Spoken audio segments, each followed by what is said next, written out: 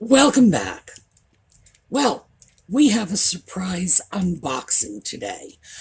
This came to me from Colleen over on the SueMe Angels Facebook page, and as usual, I am expecting to be blown away by the contents. So, when we come back, I will be opening the box.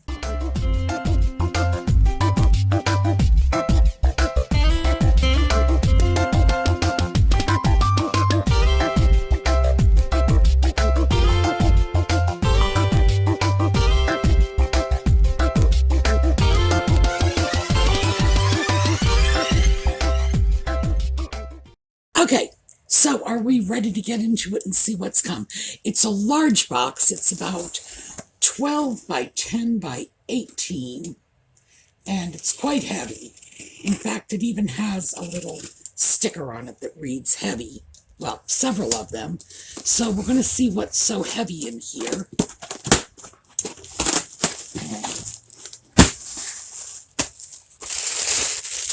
Air pillows.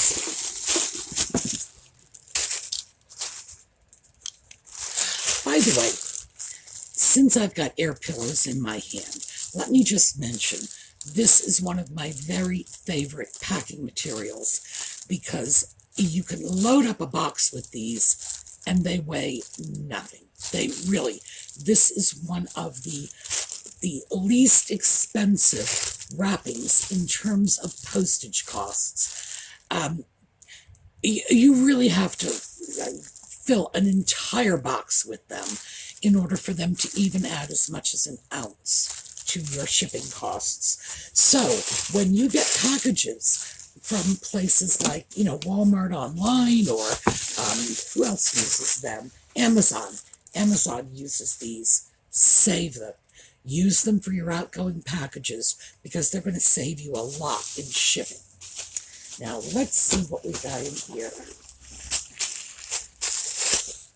More plates. We've got plates. So let's see what kind of plates we've got.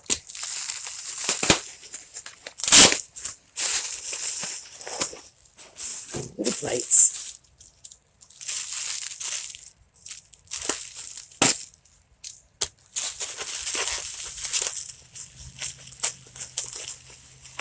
Okay.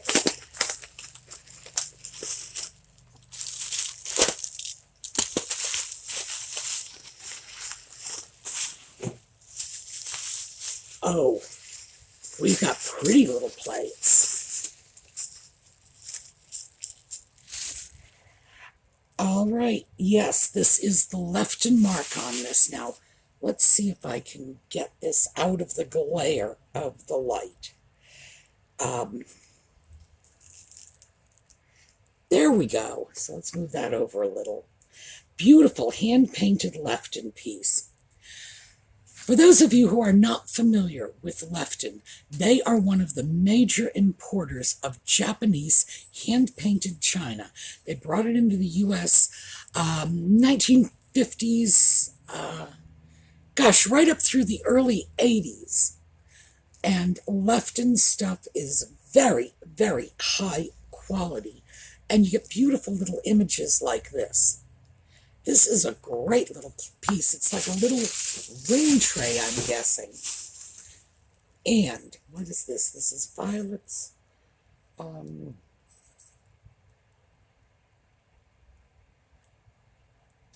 Well, I'm going to have to look this up. It's a very pretty little saucer with violets on it. We have a little nick, but that can easily be replaced or repaired.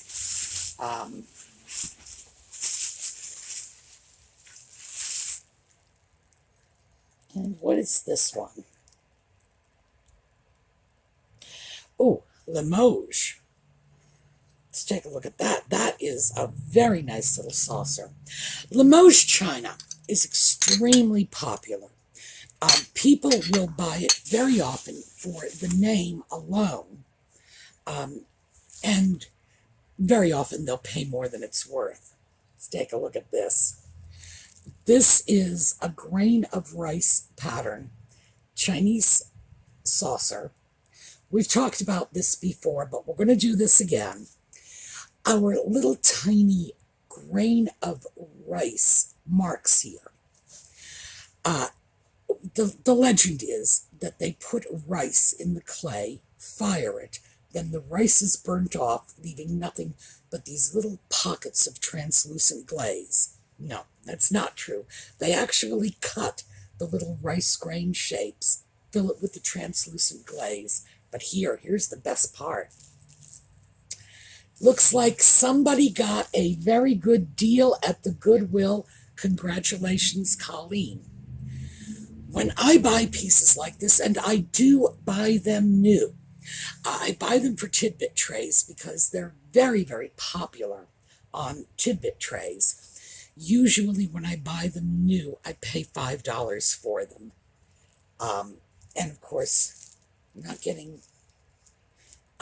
anything older like this. Now, this is not antique, it's vintage, but I'm not getting any age to the piece when I buy it new, and I'm paying 5 times as much. So, excellent buy, Colleen. And obviously, we all know that's going to make its way to a Tidbit tray. Now, let's see what, this is just sort of China heaven, I'm guessing. All right, let's take a look at this. Yes, England. This is called Indian Tree. The very pretty Asian style, well, obviously South Asian style. Soup bowl. Really, really nice. English china.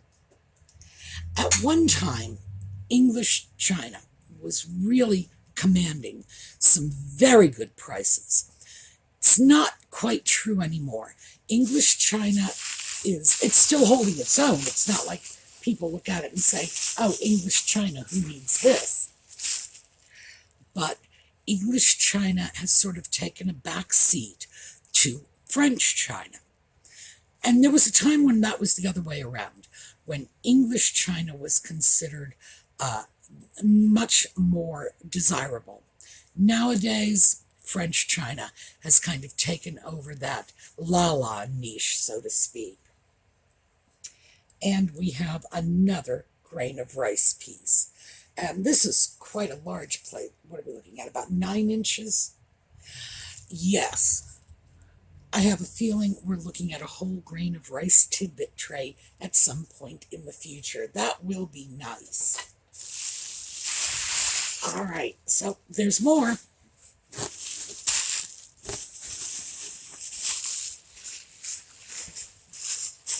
Okay, I'm not sure what this is. It's not a plate.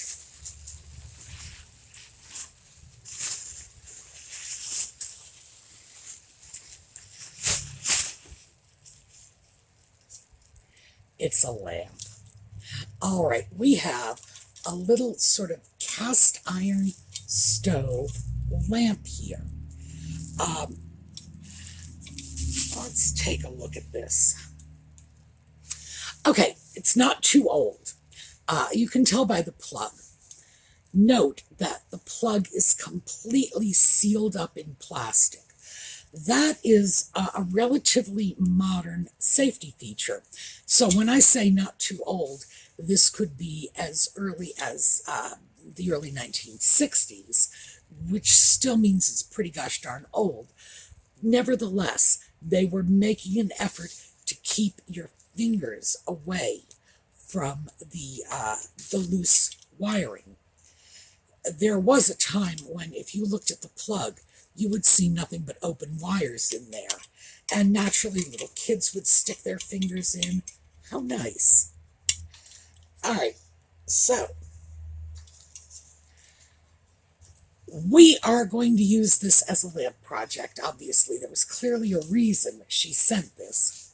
It will become a lamp project. We're going to replace this. I am not going to fix this. As you can see, the socket housing has been bent pretty badly. The reason I'm not going to try to fix this is because you want your socket housing in very good shape. It's not only keeping the wires away from the kids' fingers, but it's also holding your switch connections. So you want it good. That's one thing, well, two things here.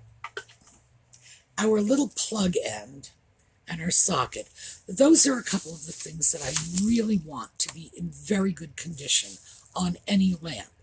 Because if you start playing around with the integrity of the housing for your connections, one of these days you are going to snap that little button. Oh, that's what this is. This is called a pass-through switch. You're going to snap that little button and you're going to get a miserable shock. We don't ever want that.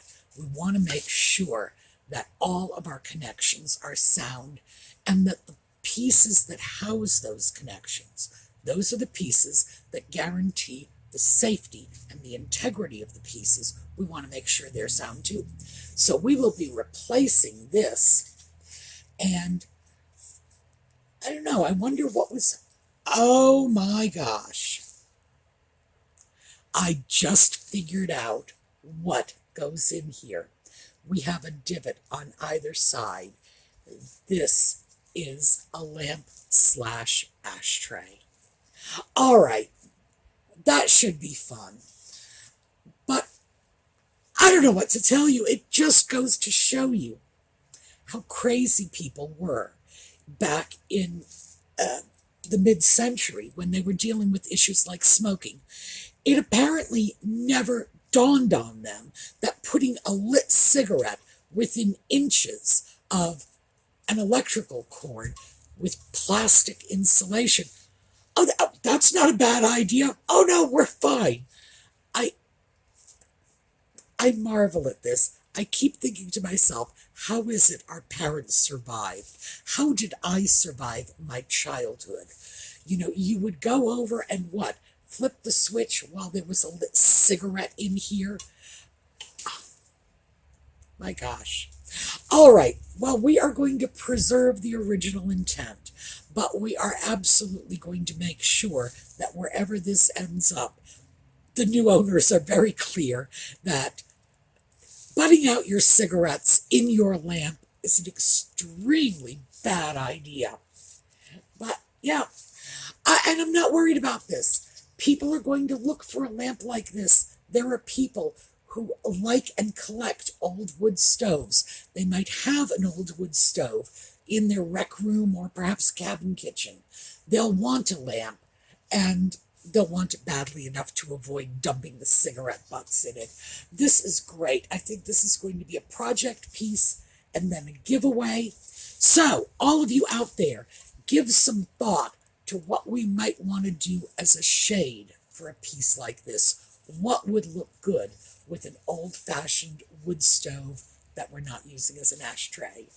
Gosh, this is such a cute piece.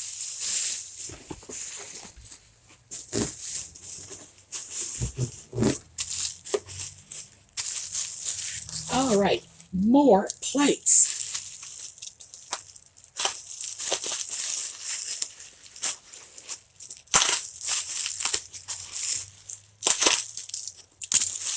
Okay.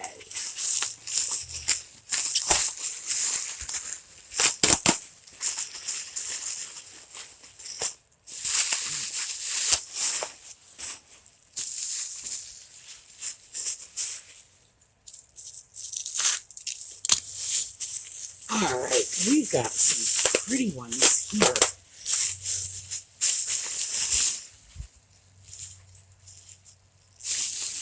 All right, let's take a peek at this. Oh yes, this is Japan. Yep, hand-painted Japan, and it's got the white.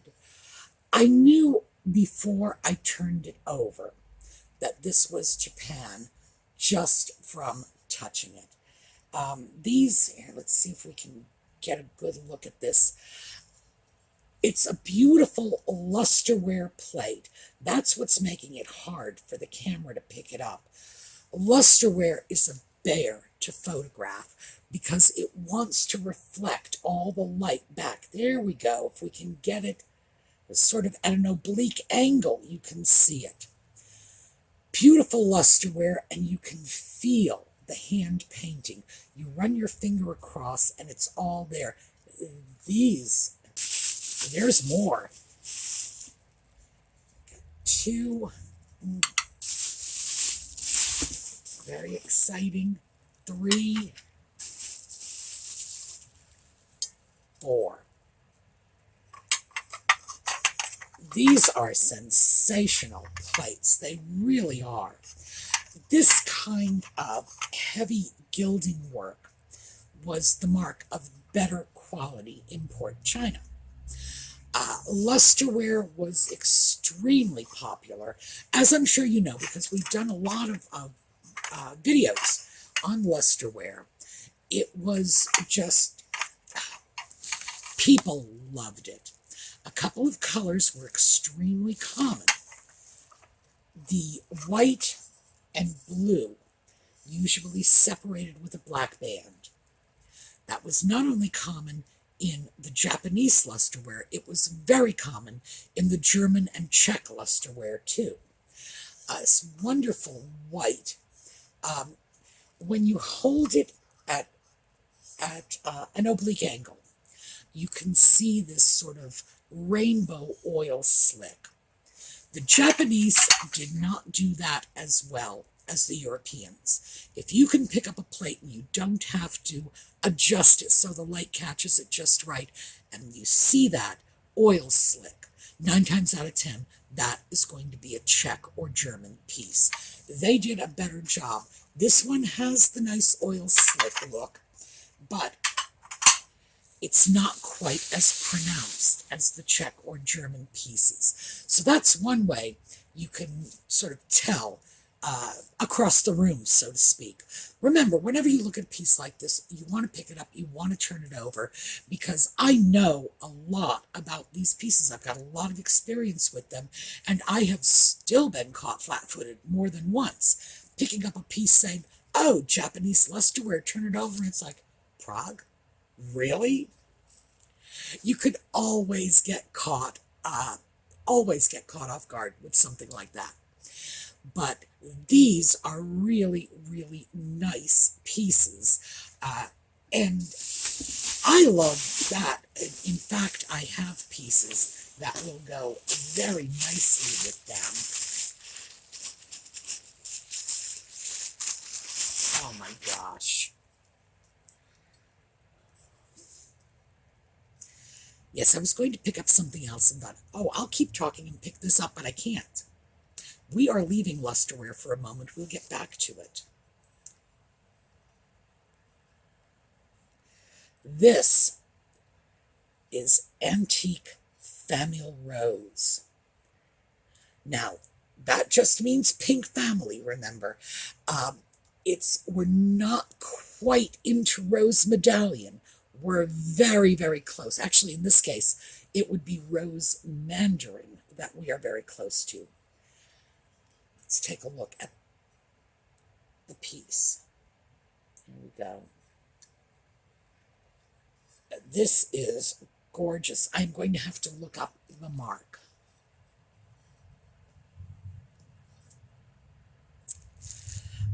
All right. This is the star of the show. As you know, I have a real weakness for the antique Chinese stoneware pieces. A piece like this was not considered fine china in China. This would have been the kind of piece that you would have served everyday dinner out of. In fact, I have some pieces that I used to feed the dog. I actually did have a piece of porcelain like this that I used for Audie's dish until one day he broke it. And now he's got a much less, it's still china, but it's much less expensive. He has a piece of famille verte from the 1970s. So as soon as I can trust him not to go chasing mice, we'll be good. Look at this piece, though. It is beautiful. And this is what I love about these pieces. They are just amazing. All hand painted. No two are ever going to be, not exactly alike. They're not even going to be remotely alike. It was just an artist sort of going to town, creating his own, and the artists unfortunately were all male, creating his own version of what he wanted on the piece. In the late 19th, and this is before the late 19th, this is earlier, late 19th through the full range of the 20th century, I wouldn't have been able to say the artist he would have, because women were painting china from about 1870, 1880, right through to today. In fact, the china we get that's marked, for example, rose medallion, rose canton pieces, that's marked made in Japan, decorated in Hong Kong, were usually decorated by family groups. The porcelain would be fired in Japan, it would be shipped to Hong Kong, and a Chinese family living in Hong Kong would be painting it out over the kitchen table. So the pieces could be made by mom, dad, the kids, whatever. So it was not stratified along gender lines. Earlier pieces, yes, women were not involved in this.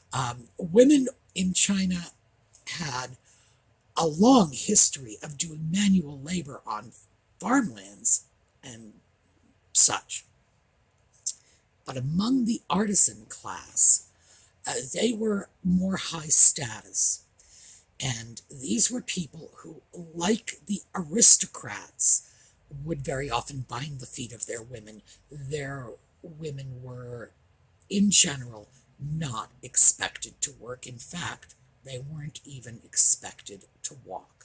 So, at some point, we are going to have a lengthy discussion about Chinese culture and how unkind it was to women, but suffice it to say, a piece like this would have been decorated, fired, decorated, glazed by a man, and this just would have been his idea of what he wanted to paint on it. This is an absolutely amazing little piece. I love this to death. I have never yet gotten a box from Colleen where I haven't pulled something out and said, okay, this is going into my own China collection.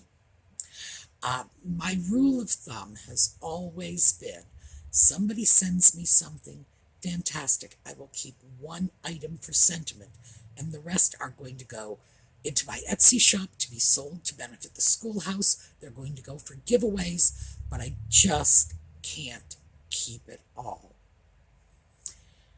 But the SueMe's Angels ladies have broken me of that habit. Colleen and the china, Lisa and just her unbelievable artwork, Karen and the jewelry, and Steph. Well, Steph got to me with a little Audie Christmas ornament, so Steph and her little beaded cats.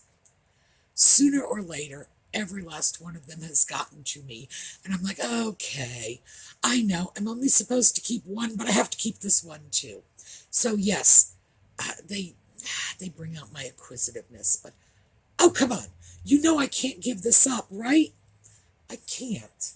So no, this is going to stay with my china. So thank you so much, Colleen. We are through with our box. We have gotten a lot of terrific pieces that are going to go into Tidbit trays, so they're going to get shared. We have a project piece that's going to be a giveaway. And remember, take a look at this. All right, pretend this is straight. And take a look at this little wood stove ashtray lamp. Give some thought to what kind of shade you think we ought to put on it. And we will rewire that, get that all set up, that will be a giveaway. And hopefully some of the china will end up being giveaway pieces too. All right, well, thank you, Colleen. This was just delightful. We had a lot of wonderful pieces. As you could see, most of them were Asian, which is, I have to admit, I have such a weakness for that. But very beautiful pieces. And as always, we were able to get a few little off-the-wall pieces so we could do sort of a little what's interesting about this piece pseudo-history lesson. All right, get on over to the SueMe's Angels Facebook page. We still have the giveaways going on. As I've said, they're just going to go on until we don't have anything left to give away. And boy, that's going to be a long time, because I have been acquiring giveaways forever, and the Angels have been supplying plenty of goodies too. So go over, sign up for the giveaways, stick around for the companionship, because they are terrific ladies. On our way out, we are going to take a look at a little slideshow, just so that we can go out and face the world with a smile on our faces.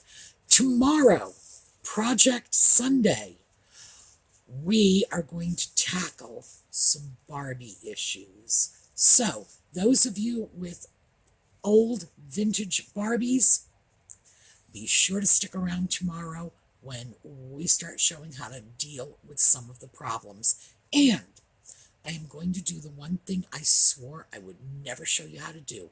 I'm going to show you how to safely remove the doll's head. All right, see you then. Have a terrific day.